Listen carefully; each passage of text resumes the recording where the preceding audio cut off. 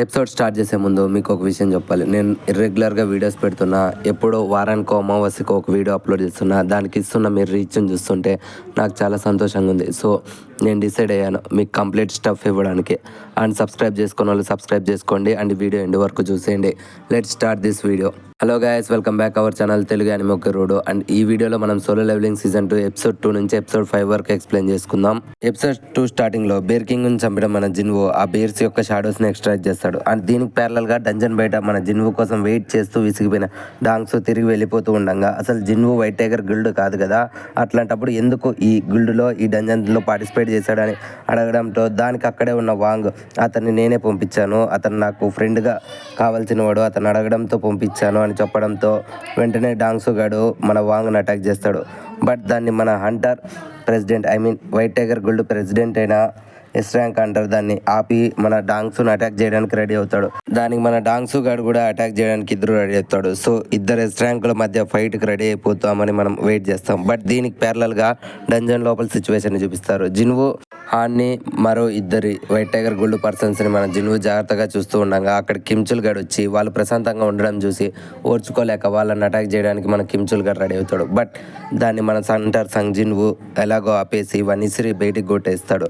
And వాడిని వెంబడిస్తూ వచ్చిన ఐసెల్స్ను మన జిన్వు కనిపెట్టేసి బయటికి రమ్మని చెప్పడంతో ఐసెల్స్ అందరూ బయటకు వస్తారు. ఈ ఐసెల్స్కి లీడర్ అయిన బార్కా కూడా బయటకు వస్తాడు. అండ్ ఈ బార్కా వాయిస్ ఓవర్ ఇచ్చినది మన దగ్గుబాటు రానా గారండి. Back to the story. ఐసెల్స్ను కనిపెట్టిన మన సంగ్ జిన్వుని చూసి ఐసెల్స్ మెచ్చుకుంటారు. అండ్ బార్కా జిన్వుని చూస్తే నువ్వు నాకెక్కడా మనిషిలా కనపడలేదు, ఎందుకని మనిషి ముసుగు వేసుకున్నావు అని జిన్వుతో మాట్లాడితే జిన్వు దానికి రిప్లై ఇస్తాడు.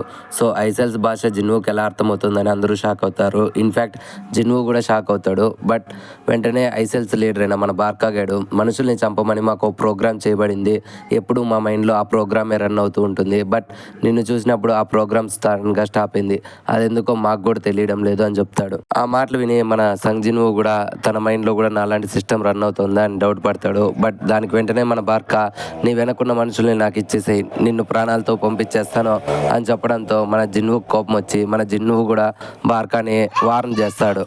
బార్కా కోపం రావడంతో మన జిన్వుని అటాక్ చేయడానికి తన ఐసెల్స్ ఆర్మీకి చెప్పడంతో మన జిన్వు కూడా తన షాడో ఆర్మీని సమన్ చేస్తాడు. సో రెండు టీమ్స్ మధ్య భయంకరమైన ఫైట్ జరుగుతుంది. ప్రతి పర్సన్ ఇంకొక పర్సన్ని చంపుతాడు. ఐసెల్ మన జిన్వు ఆర్మీని చంపితే మన జిన్వు ఆర్మీ ఐసెల్స్ని చంపుతుంది.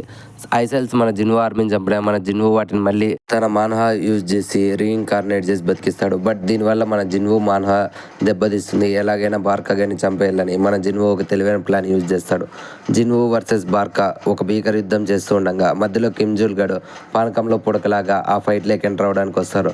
బట్ ఇక్కడే సీన్ కట్ అయ్యి వెంటనే బార్కాని చూపిస్తారు. బార్కా మన జిన్వు మీద ఒక స్ట్రాంగ్ అటాక్ చేద్దాం అనుకుంటే సడన్గా అక్కడికి ట్యాంక్ గార్డ్ వస్తాడు. అండ్ ఈ ట్యాంక్ గార్డ్ ఎవడో కాదు, మన కిమ్జుల్ గాడే.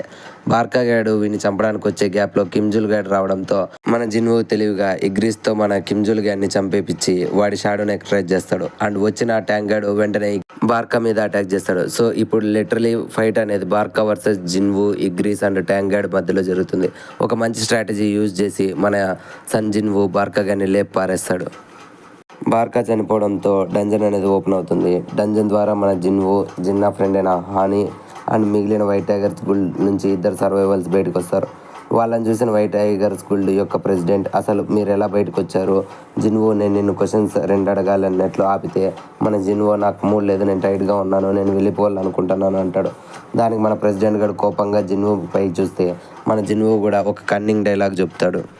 నేను నీ వైట్ టైగర్ గుళ్ళో నుంచి ఇద్దరు సర్వైవల్స్ని సేవ్ చేశాను, నీకేమన్నా క్వశ్చన్స్ ఉంటే వెళ్ళి వాళ్ళని అడుగు, లిటరలీ నీ టీమ్ పర్సన్స్ని సేవ్ చేసినందుకు నువ్వు నాకు కంగ్రాచులేషన్స్ చెప్పాలి అని చెప్పడంతో మన ప్రెసిడెంట్ గడుగు రియలైజ్ అయ్యి జిన్వుకి సారీ చెప్పి జిన్వుని పంపిస్తాడు. అండ్ నెక్స్ట్ మన జిన్వు హాన్ని ఇంటి దగ్గర దింపి తన ఇంటికి వెళ్ళి తను రియలైజ్ అవుతాడు.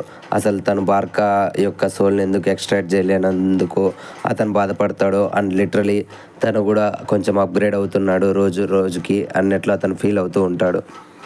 నెక్స్ట్ డే జిన్వు ఫ్రెండ్ వచ్చి జిన్వుని డంజన్ దగ్గరికి తీసుకొని వెళ్తూ ఉండగా మధ్యలో హాన్ని కూడా మన జిన్వు పికప్ చేసుకుంటాడు. సో ఇక్కడితో ఈ వీడియో అయిపోయింది ఫ్రెండ్స్. ఇక్కడితో ఎపిసోడ్ 2 కంప్లీట్ అయింది.